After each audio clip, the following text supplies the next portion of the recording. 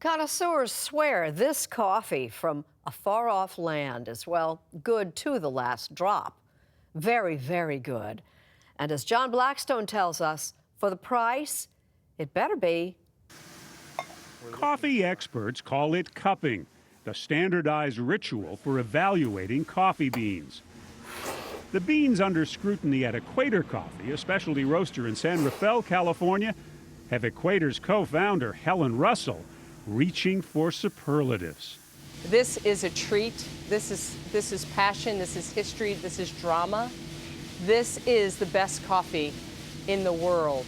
It comes from Yemen, a country so racked by war, its coffee has been largely out of reach for decades, until a young man from America, Mokhtar Alkhanshali, decided to go and get it. If I knew that I was going to go through a war-torn country, escape bullets and airstrikes, and leave on a boat across a giant ocean, I would have never started this journey. The trip started when he saw a century-old statue in San Francisco, a Yemeni monk with a cup of coffee to his lips, the logo for the Hills Brothers Coffee Company. I saw it, I started remembering stories of my grandparents, my mother. When I was younger, my family took me back to Yemen quite a bit, and so I remembered picking coffee cherries with my grandmother.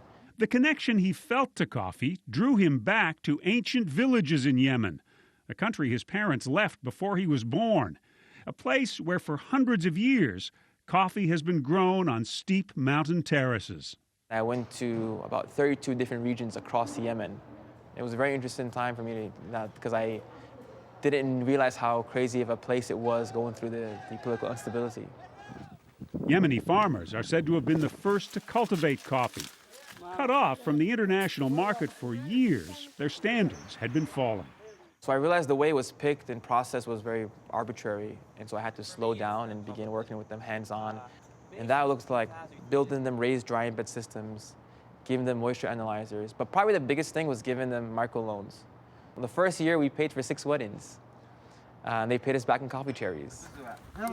Getting the coffee out of Yemen with bombs falling forced Mokhtar to escape in a small boat across the Red Sea, carrying with him coffee beans from the villages. Actually, when I escaped on the boat, it was a big deal for them. One village, they had a huge meeting, and they realized how committed I was for them. And if it wasn't for their hard work and their belief in my vision, I wouldn't be able to do this work. Back in America, James Freeman of Blue Bottle Coffee was among the first to taste the beans Mokhtar had carried out of Yemen. You know, it was stunning, stunning coffee. And Blue Bottle started selling it at a stunning price, $16 a cup. When you're offering this coffee at $16 a cup, is it an act of charity to buy it? No, I think it's an act of sensory pleasure. It has to be an amazing transporting experience for us to be able to justify that price. People are willing to pay more for coffees if they know it has a social impact. Luckily, these coffees also are just really wonderful coffees.